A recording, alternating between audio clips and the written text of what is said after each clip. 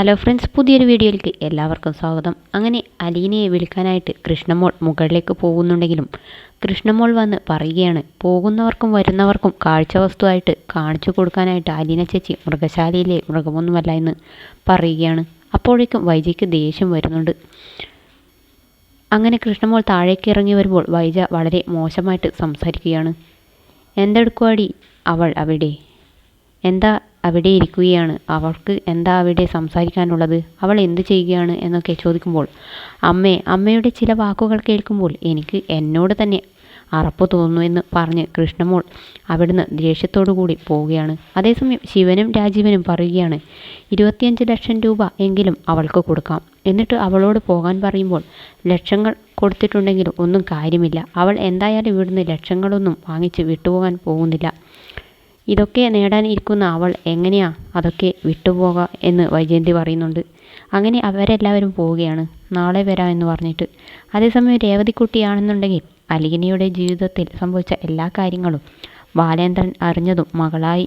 അപ്പോൾ രേവതിക്കുട്ടിയുടെ നാവിൽ നിന്നാണ് എല്ലാം അറിഞ്ഞതെന്ന് ബാലേന്ദ്രൻ അറിഞ്ഞതെന്ന് അവരൊക്കെ അറിയുന്നുണ്ട്. അതുമാത്രമല്ല, രേവതിക്കുട്ടി അങ്കിളിനെ അച്ഛ എന്ന് വിളിച്ചോട്ടെ എന്ന് ചോദിക്കുമ്പോൾ നീ എത്ര വേണമെങ്കിലും വിളിച്ചോളാൻ പറയുന്നുണ്ട്.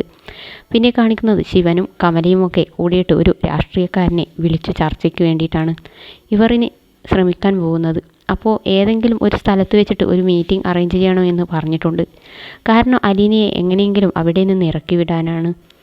എന്നിട്ട് ശിവൻ നമ്മുടെ ബാലേന്ദ്രനെ വിളിച്ച് പറയുന്നുണ്ട്. ശിവൻ ബാലേന്ദ്രനെ വിളിച്ചിട്ട് ഇങ്ങനെ ഒരു കൂടിക്കാഴ്ച വേണമെന്ന് പറയുകയാണ്. നീ ഞങ്ങളെ ചീറ്റ് ചെയ്തുകൊണ്ടിരിക്കുകയാണ് എന്ന് പറയുമ്പോൾ ആരെയാ ചീറ്റ് ചെയ്തതെന്ന് നന്നായിട്ട് ഓർത്തു നോക്കാൻ പറയുന്നുണ്ട് ബാലേന്ദ്രൻ. അങ്ങനെയൊക്കെ പറയുമ്പോൾ കേൾക്കുമ്പോൾ ശിവൻ എന്തോ ഒരു സംശയമൊക്കെ തോന്നുന്നുണ്ട്.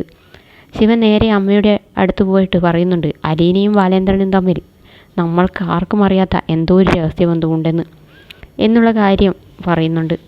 അത് കേൾക്കുമ്പോൾ മുത്തശ്ശിക്കും ആകെ എന്തോ ഒരു സംശയം തോന്നുന്നുണ്ട്. ഇതേസമയം ചർച്ചയ്ക്ക് ബാലേന്ദ്രൻ തയ്യാറാവുകയാണ്. ഒരു സ്ഥലവും സമയവും ഒക്കെ പറഞ്ഞു കൊടുക്കുന്നുണ്ട്. അവിടേക്ക് പോവുകയാണ്. അപ്പോൾ അലീനയും കൂടെ വരാമെന്ന് പറയുമ്പോൾ, വേണ്ട, അതൊന്നും വേണ്ട, നീ വരണ്ട. കാരണം വലിയ ആൾക്കാർ തമ്മിൽ സംസാരിക്കുന്നത് കുറച്ച് ചിലപ്പോൾ മോശമായിരിക്കും. വാവിട്ട വാക്കുകളൊക്കെ വന്നിരിക്കാം, അതൊന്നും നീ കേൾക്കണ്ട എന്നൊക്കെ പറയുകയാണ്. അങ്ങനെ അലീന ആണെന്നുണ്ടെങ്കിൽ ആകെ സങ്കടത്തിൽ നിൽക്കുകയാണ്. ബാലേന്ദ്രൻ പോകുന്നത് കണ്ടിട്ട്.